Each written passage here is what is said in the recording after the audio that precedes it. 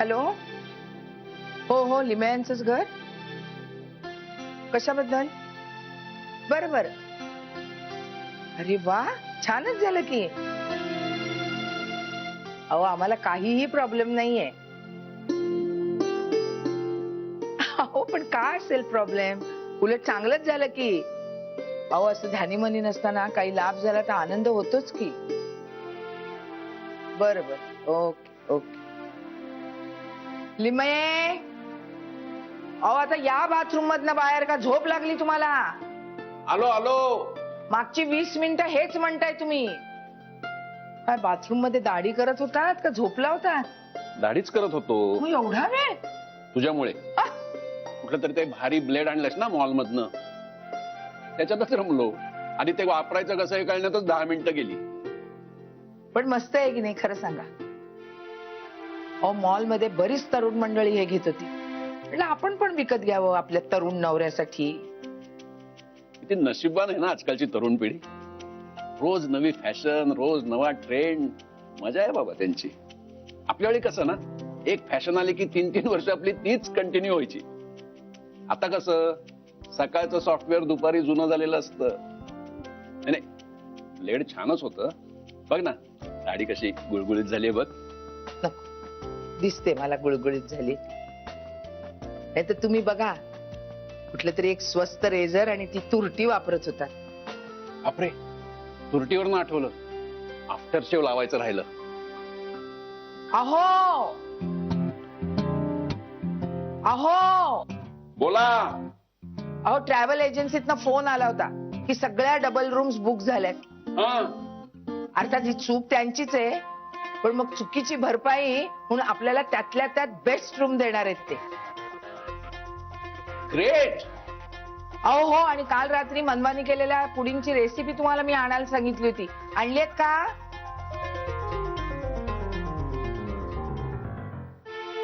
म्हणजे काय, अजून चव रेंगाळते जिभेवर. हो ना, मी आजच करणार होते. अरे बापरे, तू का? नाही नाही तसं काही नाही. ए पिशवीत काय आहे या? हे तुमच्यासाठीच आणलेत कपडे. टूर वर चाललोय ना आपण. माझ्यासाठी? हो. अरे वा, बघू.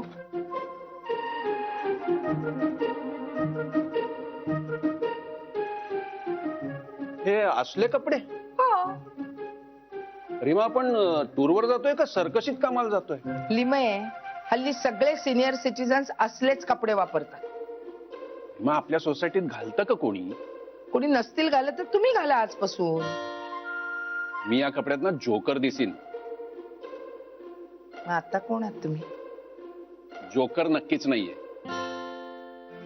पण हे कपडे घातले ना तर नक्कीच होईल. मी तुम्हाला तुमची चॉईस नाही विचारले किंवा विनंती नाही केली. मी आणलेच म्हटल्यावर घालायचे कंपल्सरी. ठीक आहे, मी पण आणतो तुझ्यासाठी एक. इंग्लंडची राणी घालते ना तसा फ्रॉक घेऊन येतो मस्त.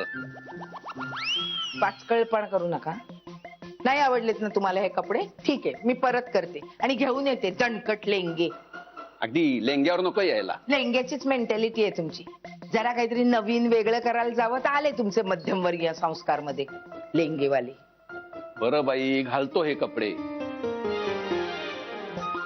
गरम कपडे घेतलेत ना? घेतले. लिमे 2 वाईनच्या बॉटल्स पण घेतल्यात. मिसेस लिमे एकदम फॉर्म मध्ये दिसताय. हा? आता कोण आलं नेमकं? दरवाजा उघडा. फॉर्म बघतो.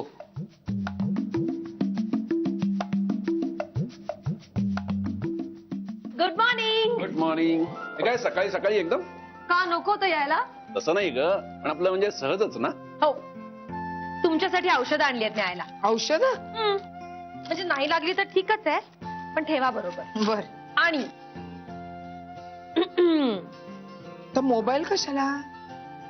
पाळत ठेवायचे तुमच्या. पाळत ठेवायला तिकडे रेंज तरी मिळणार आहे का? रोमिंग आहे. बरं बाई, जशी तुझी इच्छा. ब्रेकफास्ट काय केलं? होय. मग देणार कधी? मग तू घरनं करून नाही का आलीस? नाश्ता केलाय मी, पण जरा तुमच्या हातचे.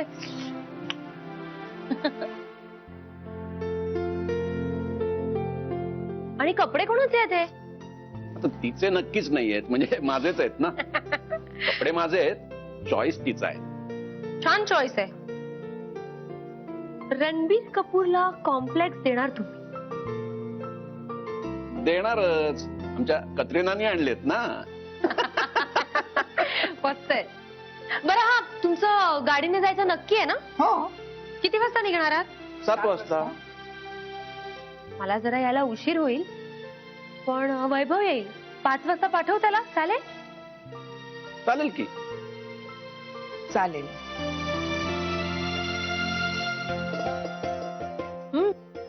अगं बसून तरी खा. नको नको, उशीर होईल. ब्रिलियंट.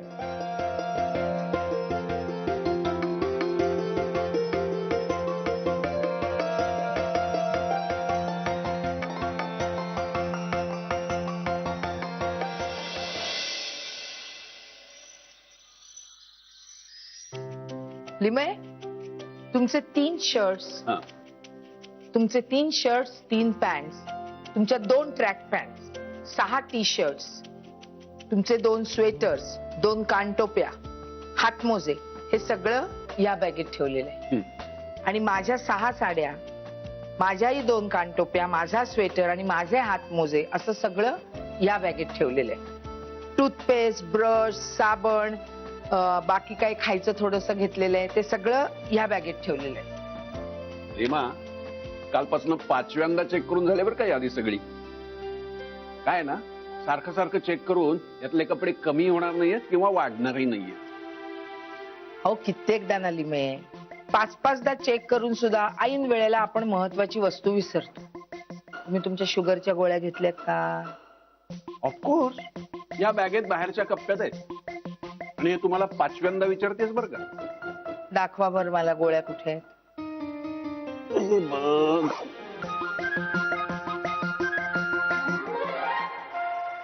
सॉरी, विसरलो.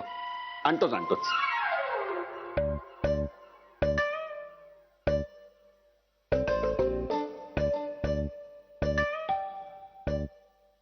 लिमे, मला 100% खात्री होती की तुम्ही गोळ्या घ्यायला विसरणार. आणि वैभव हा तुमचाच सुपुत्र असल्यामुळे तो इथे यायला विसरलेला आहे. बघ, आला वैभव. सारखं सारखं काय असं बोलायची गरज नाहीये त्याला.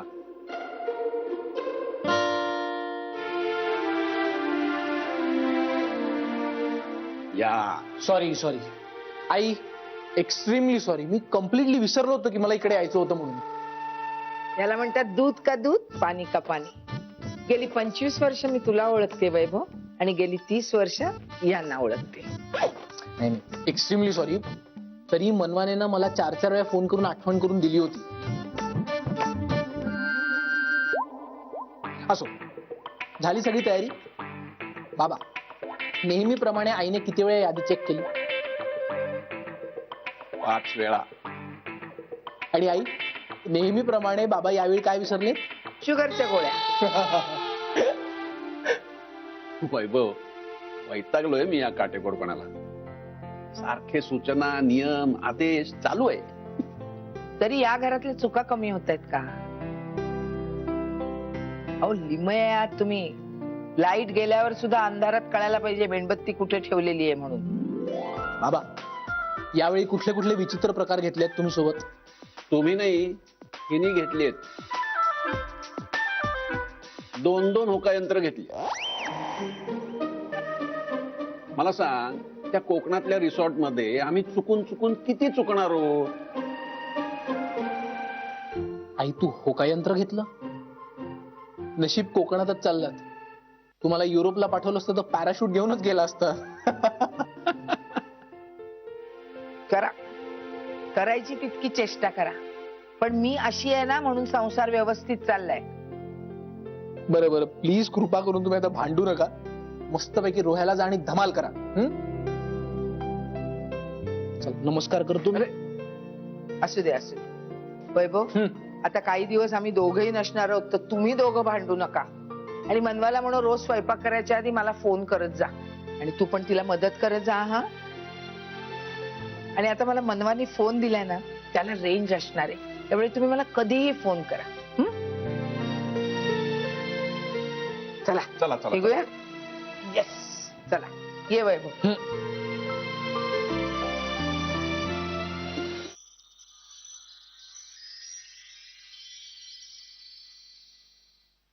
काय वैभव, काय चालतच नेतोस की काय आई बाबांना रोयाला?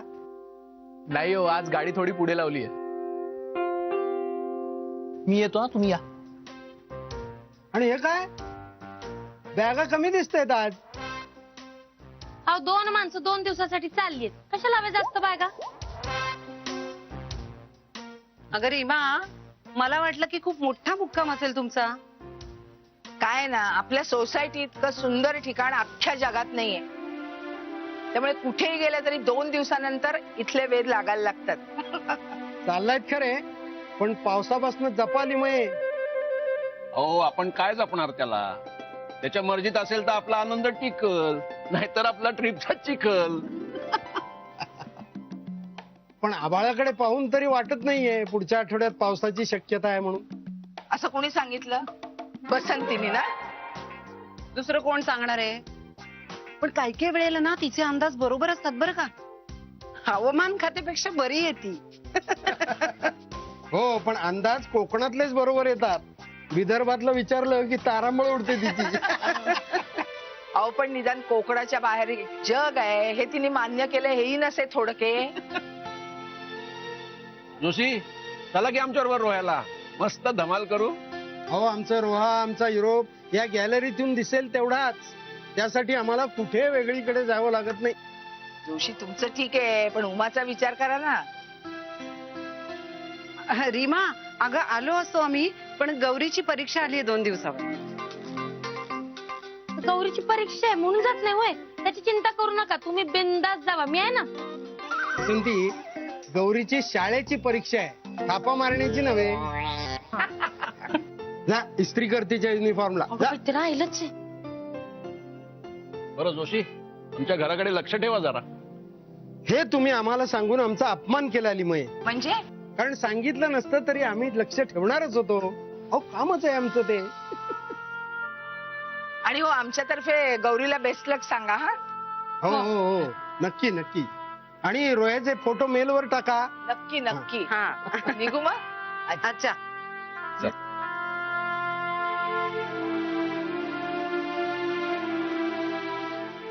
आज खूप दिवसांनी इतका वेळ थांबलो नाही आपण गॅलरीत. गौरीचं करताना ना दिवस उजाडतो कधी आणि मावळतो कधी पत्ताच लागत नाही बाई मला. गौरीमुळे गॅलरी दुरावली नाही आपल्याला. पण आज खूप छान वाटतंय. आपण रोज किमान 10 मिनिटं तरी गॅलरीत थांबलो पाहिजे. पण फक्त 10 मिनिटच बाई. तेवढ्या वेळच गॅलरीत बरं वाटतं. अहो, गौरीची परीक्षा संपली की आपण पण जाऊया ना कुठेतरी फिरायला. जोशी, तुम्ही पण गाडी घ्या की आता. पुढच्या आठवड्यात येणारच आहे आपली नवी गाडी. काय? आता गौरीला शाळेत सोडायला जाताना आणि येताना आपण गाडीतून जात जाऊ. इतके दिवस मला कधी वाटलं नाही आपली गाडी घ्यावी म्हणून, पण गौरीच्या काळजीनं का होईना आपली गाडी आता येणार आणि आपली गौरी आपल्या गाडीतून शाळेत जाणार.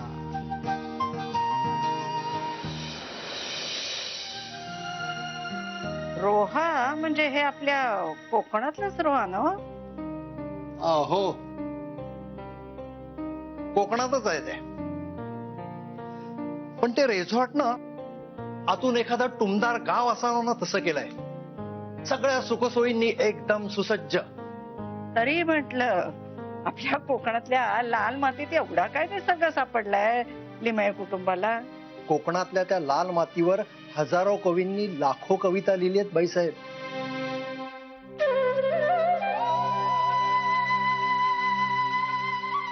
खरंच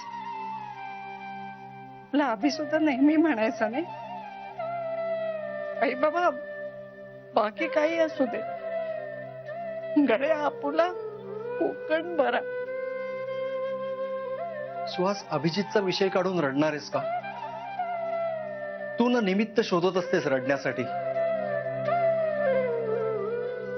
बर, दीप्ती यायची वेळ झाली, आवर स्वतःला. तुला हीच वेळ बरी मिळते रडण्यासाठी. मला एकच वेळ मिळते.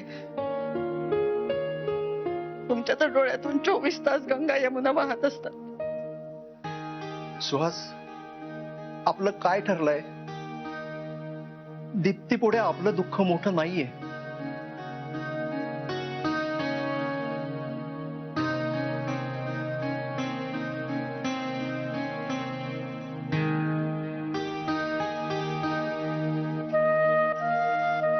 आज किती रडलात?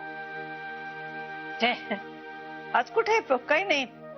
आज ना ग दुपारी जरा जास्त झोप लागली म्हणून डोळे जरा सुजल्यासारखे वाटत असतील एवढंच. सॉरी दीप्ती, जास्त नाही, 2च थेंब आत्ताच. ठीक आहे, सॉरी वगैरे म्हणण्याची गरज नाहीये. अरे हा, आता खाली वैभव भेटला, गाडीत सामान भरत होता. काका काकू फिरायला चाललेत कुठेतरी. रोह्याला चाललेत. कोकणात ग. मग तुम्ही का नाही जात त्यांच्या बरोबर? मी कुठे आता ह्या वयात जायचंय. का? असं किती वय झालं तुमचं? मुद्दा वयाचा नाहीये दीप्ती, पण आता ना खरंच नाही जावं असं वाटत. पण मला आठवतंय त्याप्रमाणे तुमच्या बोलण्यात सतत पूर्वी ट्रिपचा उल्लेख असायचा. परवा मी फोटो बघत होते ना, तेव्हाही कितीतरी फोटो होते तुमचे ट्रिपचे. अगं तेव्हाची गोष्ट वेगळी होती दीप्ती. आता कसं शक्य आहे आम्हाला? कारण आता तुम्ही गेल्यावर माझं कसं होणार?